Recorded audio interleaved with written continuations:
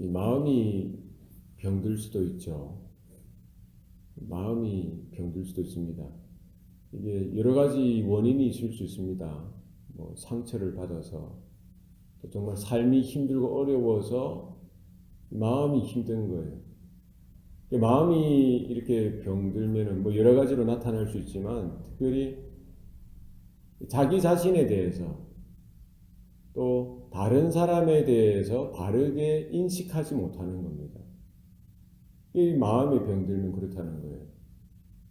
그러니까 자기 자신에 대해서도 바르게 생각하지 못하고 바르게 평가하지도 못하고, 그러니까 다른 사람에게 대해서도 바르게 생각할 수가 없는 거죠. 어떤 사람이 나에게 친절을 베풀면은요, 이거 왜 나한테 친절 베풀지? 하면서 엉뚱하게 생각하기 쉽다는 거예요. 그리고 친절을 친절로 받아들이면 가장 좋죠. 그런데 마음이 병들다 보면은, 또 자기 안에 상처가 있다 보면은 그 친절이나 그 여러 가지 은혜나 이 좋은 것을 나에게 주면은 그 저희를 생각하는 거예요. 왜곡되게 생각하기 쉽다는 거죠. 이런 것이 계속 되다 보면은 계속 이 관계가 꼬이게 되어지고 그 관계가 깨어지기 쉽다는 겁니다. 우리가 이 손에 뭐 상처를 입든지 또 몸에 어떤 지체의 상처를 입고 병이 들면은 그걸 빨리 치유해야 되는 거예요. 빨리 고쳐야 되는 겁니다. 우리 마음도 마찬가지입니다. 우리 마음이 병들 수 있습니다. 그러면 내 자신에 대해서 혹은 다른 사람에 대해서 바르게 인식하지 못하게 되어지고요. 바르게 평가하지 못하게 되어지고, 이런 것들이 우리의 생각을 어지럽히고 우리 마음을 어지럽히고 이 관계까지 깨어지게 만들게 된다는 것이죠. 그래서 우리가 늘 언제나 몸도 마찬가지고 마음도 마찬가지고 건강을 유지하는 것이 필요하고요. 여기에 하나님의 은혜가 필요한 것입니다. 오늘 본문에 보면은 암몬의 왕 나하스가 죽습니다. 그래서 그 아들 하몬이 이제 왕위를 이어받게 되어지죠. 그래서 나라의 왕이 죽었으니까 이게 초상이 이제 장례 절차가 있게 되어집니다. 그 이웃 나라인 이스라엘의 다윗이 예전에 그 나하스와의 관계가 있었죠. 나하스로부터 적지 않은 도움을, 은혜를 입었습니다. 그래서 이제 다윗은 자기는 안정되어졌으니까 그 예전에 나하스로부터 입었던 은혜를 기억하고, 이제 나하스가 죽었으니까 자신들의 사신을 꾸려가지고 문상을 가도록 보냅니다. 이게 이제 사실은 감사에 대한, 은혜에 대해서 보답하는 거지 않습니까? 그런데 그 암몬 나라, 암몬의 왕인 하몬은 그 사신들에 대해서 잘못 생각하는 것이죠. 그 방백들이, 그 신하들이 그 왕을, 마음을 이렇게 어지럽히는 거예요. 이 다윗이 그 사신들을 보내는 이유가 정말 그 왕의 아버지가 초상을 당했기 때문에 이 장례의 문상으로 보내는 것이겠습니까? 그들이 사신으로, 조문으로 오는 것 같지만 실제는 그 땅을 정탐하여서 땅을 이렇게 정복하기 위해서 오는 것 아니겠습니까? 라고 이야기를 하는 거예요. 이제 모든 것을 정치적으로 생각하는 거예요. 바른 마음이면은, 제대로 된 마음이면 어떤 겁니까? 다윗이 그렇게 은혜에 대한 보답으로 사신을 꾸려서 문상을 보냈으면 이것이 은혜죠. 친절이죠. 사랑의 표현이죠.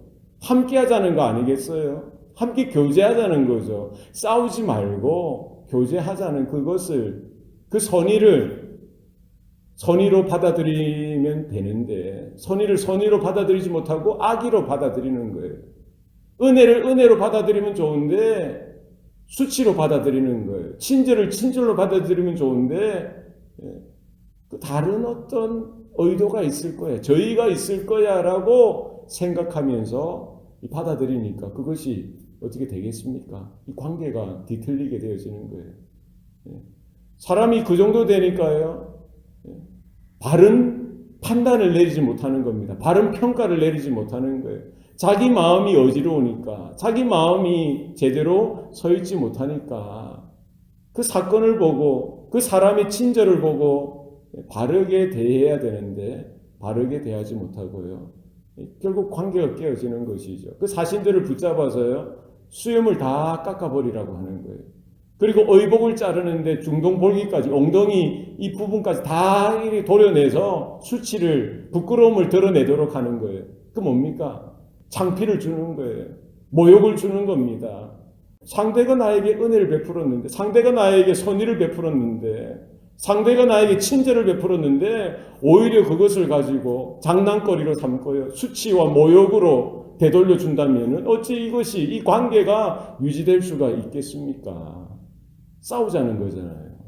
나는 사랑한다라고 고백하고 상대는 정말 친절을 베푸고 은혜를 베푸는데 그것을 있는 그대로 받아들이지 못하니까, 있는 그대로 보지 못하니까 결국 어떻게 더 큰 악의로 원수를 맺고 싸움을 하자는 거예요. 이 관계가 관계로서 바르게 설 수가 없는 것입니다. 우리에게는 우리 몸이 병들듯이 마음도 병들 수 있다는 거예요. 우리의 정신도 병들 수 있다는 거예요. 우리의 자동차를 타고 가다 보면 늘 언제나 시간이 지나면요, 이 얼라이먼트가 왜곡되어진 꺾이는 거예요. 그럼 바르게 해야 되는 겁니다. 늘 바른 방향으로 갈 수 있도록 자동차를 바르게 그 바퀴가 바른 방향으로 갈 수 있도록 잡아야 되는 거예요. 아니면은 계속 꺾이다 보면은 타이어도 결국 차가 위험하게 되어지듯이 우리의 마음도 마찬가지입니다. 우리가 하나님 앞에 말씀 앞에 은혜 가운데 우리의 마음과 영이 우리의 생각과 정신이 늘 언제나 새롭게 치유되어질 수 있기를 소원합니다. 늘 언제나 바르게 돼요.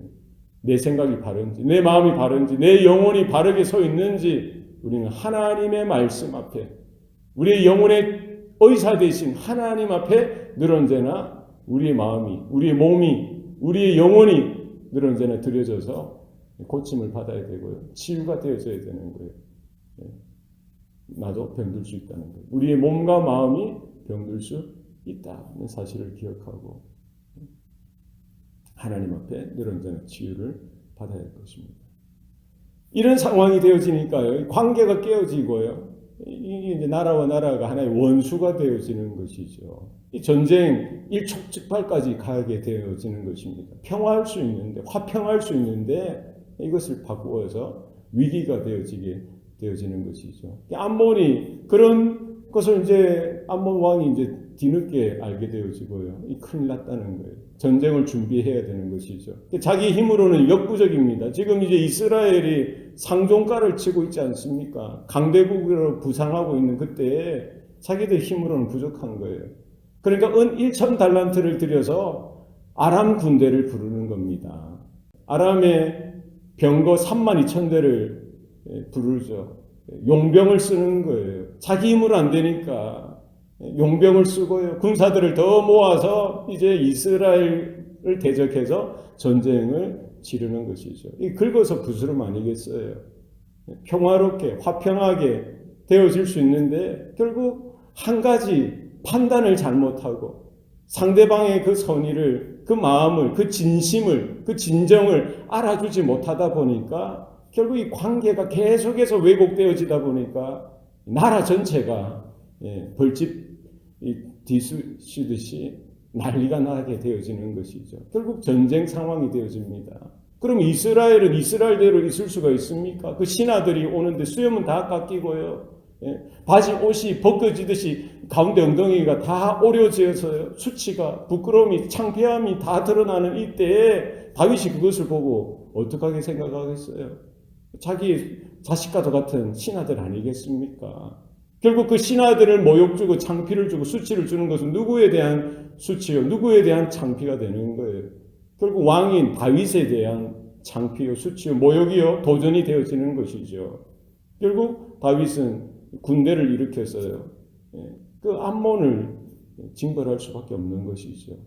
군대 장관 아비새도 세우고 요압도 세워서 군대를 꾸려서 그 암몬을 향하여 나아가게 하였던 것을 볼 수가 있습니다. 전략을 짜는 거예요. 결국 이 전쟁의 결과는 무엇입니까? 이스라엘의 대승이에요. 그들은 늘 언제나 하나님 편에 서서요. 하나님께서 우리와 함께 하시면, 하나님께서 우리에게 선하게 여기시면 우리가 승리하리라. 전략이 큰 게 아닙니다. 하나님을 의지하고 하나님을 믿고 나아갔던 그 이스라엘 가운데 하나님께서 승리를 주시고요. 결국 아람 군대에 병거 7,000대 병사들이 다 죽임을 당하고 보병 4만 명이 죽임을 당하는 큰 상처로 돌아가게 되어지는 것이죠. 암몬이 이제 더 이상 힘을 쓸 수가 없게 되어진 것입니다. 이 전쟁을 통해서 이제 아람은 그 상황을 보니까 마음이 바뀐 거예요. 자기들이 힘을 써도 안 되거든요. 그러니까 오히려 이 아람은 암몬 편에 서서 암몬을 도와주다가 마음을 바꾼 거죠. 그리고 누구와 계약을 맺습니까? 이스라엘에게 항복을 하고 이스라엘과 조약을 맺고요. 이스라엘 편에 서게 되어지고 이제 더 이상 아람 사람들은 암몬을 들여다보지도 않게 되어지는 이 관계가 깨어지는 것입니다. 그리고 인간적인 관계, 인간적인 계약은 오래가지 못하고요.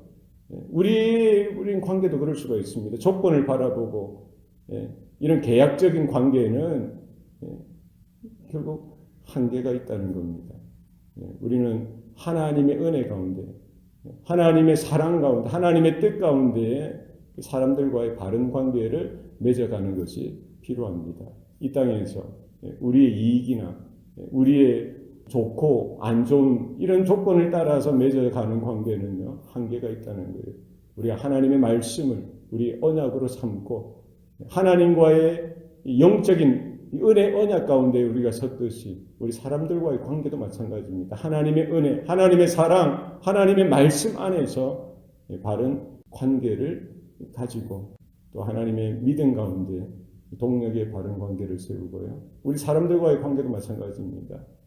하나님 안에서의 관계가 영속되어질 수 있고 지속되어질 수 있고 바르고 건강한 관계로 발전해 나갈 수 있다는 사실을 기억해야 됩니다. 하나님이 배제되어진 하나님이 안 계신 이 관계는 결국 한계가 있고 결국 왜곡되어질 수 있고 결국 깨어질 수밖에 없는 것이라는 사실을 기억하고 하나님 앞에서 우리가 어떻게 서야 되는지 우리의 마음을 잘 다스리시고 우리의 믿음을 우리가 잘 간직하고 나에게 허락하신 이 관계가 얼마나 중요한지 내 자신을 바로 바라보고 내 자신을 바로 평가하는 것도 중요하고요. 상대방의 그런 작은 선의, 작은 친절도 정말 귀하게 생각하고 바르게 우리가 받아들이는 것 그것이 너무나 소중하고 그런 것들이 하나 두 개 모였을 때에 바르고 분명한 든든한 건강한 관계를 우리가 이루어갈 수 있다는 사실을 다시 한 번 더 기억하면서 하나님의 은혜가 필요합니다.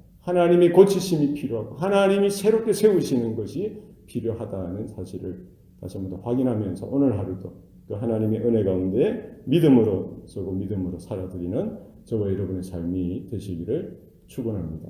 기도하시겠습니다. 살아계신 아버지 하나님, 오늘도 우리에게 은혜를 베풀어 주시니 감사합니다. 또 하나님의 은혜가 필요합니다. 하나님, 내 육신이 병들 수 있듯이 내 마음에 또 질병이 있을 수가 있습니다. 하나님이여, 늘 언제나 우리가 우리의 영혼의 의사 되신 하나님을 향하여 우리가 나아갈 수 있도록 도와주시옵소서.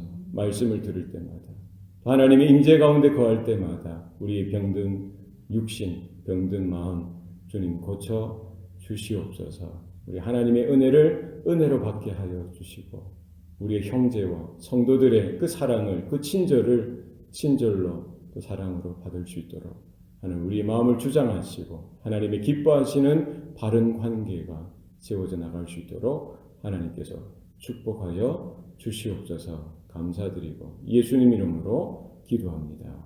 아멘.